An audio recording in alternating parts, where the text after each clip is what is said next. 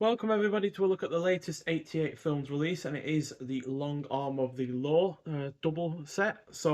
Yeah, the first film was released in 1984, directed by Johnny Mack, who is more of a well-known producer and writer, as this is the only film he actually directed, although he was producer on the likes of The Iceman Cometh, as well as Rich and Famous, and this film's sequel. He also wrote the third and the fourth films in this series, which we don't have today, but they may well get released at some point. And yeah, this is an action crime film clocking in at 100 minutes long. It's about a group of desperate Chinese criminals who hope to make a quick and effortless score in Hong Kong. Things go afoul, and the gang must hide out until the heat dies down, besmirched with the blood of an undercover cop. So, although this action crime film doesn't feature quite as many action scenes as you might expect from a Hong Kong effort from the 80s, what is there is nonetheless great, as it is violent and has plenty of impact on the plot itself. The cast is also good, the pacing is on point, the characterization is well handled, despite some of the characters not themselves being wholly sympathetic. The production is decent, it is well shot, and it is overall engrossing throughout. And there are a bunch of extras on the disc itself, which is there, as you can see, nicely printed. So on the disc itself, it's a brand new 2K restoration of the Hong Kong cut in Cantonese with English subtitles, and the export cut with an English dub. It's got audio commentary by Hong Kong film expert Frank Yang on the Hong Kong cut. You've got Family Business, an interview with Michael Mack. You've got From Hong Kong Police to Big Circle Gangs, an interview with scriptwriter Philip Chan. A conversation with action director Billy Chan and scriptwriter Philip Chan. An interview with Johnny Mack, and the theatrical trailer. So a whole host of really rather good sounding extras there on the disc. And then we have the second film, which is called Saga 2, or just Long Arm of the Law 2. And this was released in 1987, directed by Michael Mack, the brother of Johnny Mack. And it's about the Royal Hong Kong Police who put into operation a new plan to counteract the problem of increasing violent crimes committed by new arrivals from across the border in China. In agreement with Chinese authorities, three Hong Kong detectives go undercover as illegal immigrants in order to infiltrate the powerful gang that is organising the crime wave. So, despite this treading a lot of the same ground as its predecessor, while featuring less of the frenetic style that is on the whole, this is on the whole just as good as its predecessor, as the characters are more sympathetic, while it is as good as it's as strong in terms of its action scenes, still has a good cast and thematic weight to it.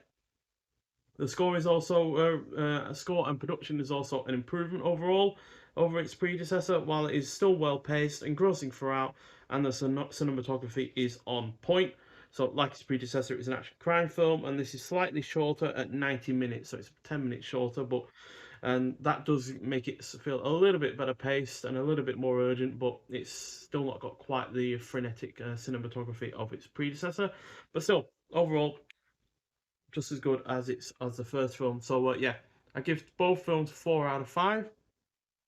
And this, in terms of extras, again has a stunning new 2K restoration of the Hong Kong cut and the export cut. It's got audio commentary by Hong Kong expert Frank Yang, on the Hong Kong cut itself. Then you got Bringing the Action, an interview with director Michael Mack. You got Man of Action, an interview with co-star Ben Lam. You got An Offer You Can't Refuse, an interview with scriptwriter Philip Chan. The Iron Fist of Crime, an interview with stuntman Stephen Chan. And then you got the Hong Kong trailer and also the English trailer as well. So two different trailers there, as opposed to the one on the previous film.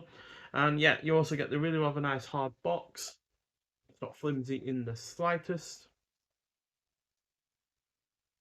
And then you got that on the back as well, with all of our lead characters. So for the first 5 are in the first film, and those 3 are in the second film.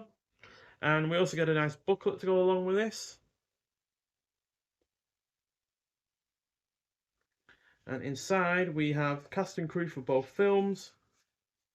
And then we also have The Long Arm of the Law Saga by Tom Cunliffe. It's a decent sized booklet, this, but by no means the biggest one you're going to see. And then we've got, what have we got? Next right up. Can find it. Uh, Come on, where is it? Actually, I think this is all just one long write-up by the same guy. Yeah, seems to be the case, which is no problem with that whatsoever. So yeah, decent sized booklet. I think it's about 30 odd pages, 34, 35 pages. So it's a decent sized booklet considering it has to go inside of the case of one of the films. And then we also have a double sided poster with posters for each individual film as well. So this is the poster for the first film.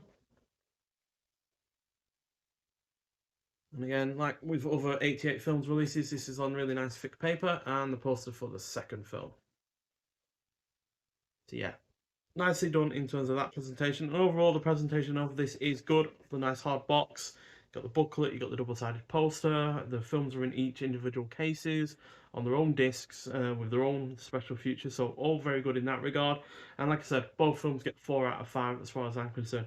I would say it's a little bit on the expensive side. It was £30 for 2 of these films, which is quite a lot for 2 individual Blu-rays at the end of the day.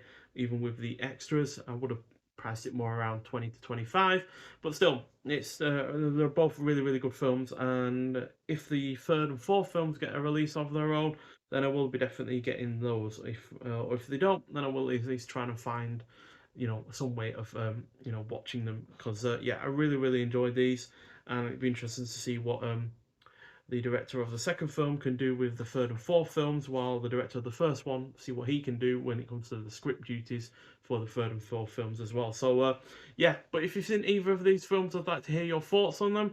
But if you haven't and you're into your Hong Kong action films, then I do highly recommend them. Nonetheless, so thank you for watching, and I'll see you in the next one. Bye.